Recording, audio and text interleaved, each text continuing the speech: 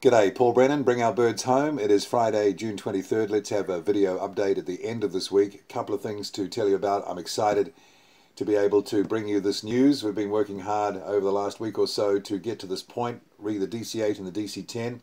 Let's start with the DC-10 at Havana, Cuba, NZS, the only remaining original Air New Zealand DC-10 left on the planet.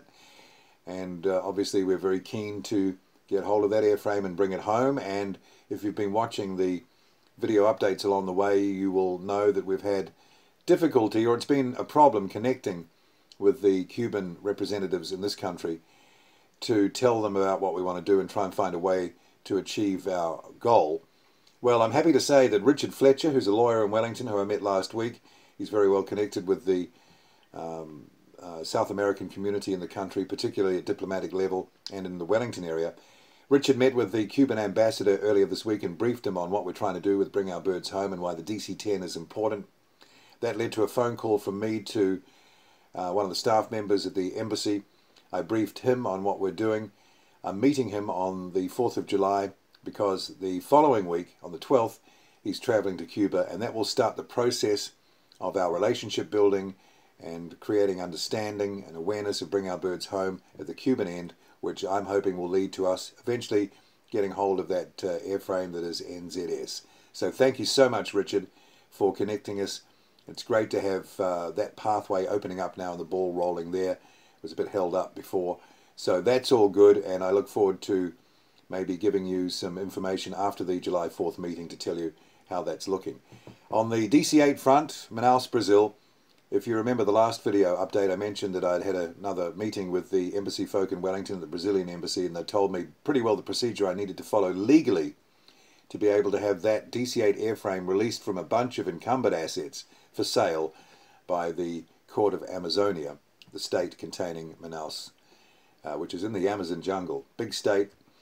And I need some legal advice on the ground there, people who can act on our behalf, that are motivated to do what we need to have done, and all for a reasonable price, etc. Well, that is in place now. Spoke to an old colleague from the video streaming days of the early 2000s with Airside TV, a guy called Caesar, who operated a Brazilian version of Airside TV and is very well connected in the aviation world in Brazil. He's based in Sao Paulo. I had a phone conversation with Caesar this morning. We went through the whole thing. He's so well connected, knows everybody, knows aviation like the back of his hand, has been involved in recovery of artifact aircraft before, so gets the whole thing. He's happy to help us out. I've sent him all the details. We're going to be talking again next week. And of course the element of the TV show that we've been talking about comes into that as well, so we're sort of building that into the picture. Long story short, we do have the person on the ground now who knows how to get things done in Brazil, has the appropriate legal and aviation contacts in the country, knows the history, knows the pitfalls, knows the upsides, knows it all. So we're in very good hands, and I'm really feeling a lot more confident now that we will achieve the goal of eventually taking possession and ownership of that airframe, which is ZK-NZC, the last remaining original Air New Zealand DC-8 on the planet. So this week has been a very interesting week. We've made some steps forward in difficult areas. This thing is still completely on. In fact, it's never looked better.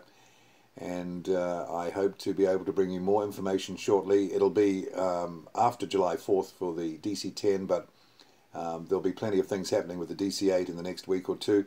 Plus, we're firming up details about our TV show with Nick Coleman Productions in the UK, starting to talk about, you know, things like what content goes into what episodes, timing of filming, etc., story points. It's all being discussed right now. So very much still on the road. Please keep up your support. Donations are still welcome. We'll probably have some expenses coming up shortly in terms of lawyer bills, some traveling. Still want to do those recce trips. Obviously, a little more organization needs to be done before we can actually make those really worthwhile trips. But that's coming up. So remember, givealittle.co.nz/cause/Bring Our Birds Home. That's it for now. Have a great weekend. Thank you for all the support, the images, suggestions. I'm glad you've been enjoying the videos and commenting on some of the pictures going up. It's all good. And your opinions on my brother's ideas for Air New Zealand liveries, they've been welcome as well. I've passed them on to him. He's been quite chuffed that plenty of people have seen those designs, so it's all good. So thank you for supporting Bring Our Birds Home. Have a great weekend. Look forward to another video update sometime probably around the middle of next week.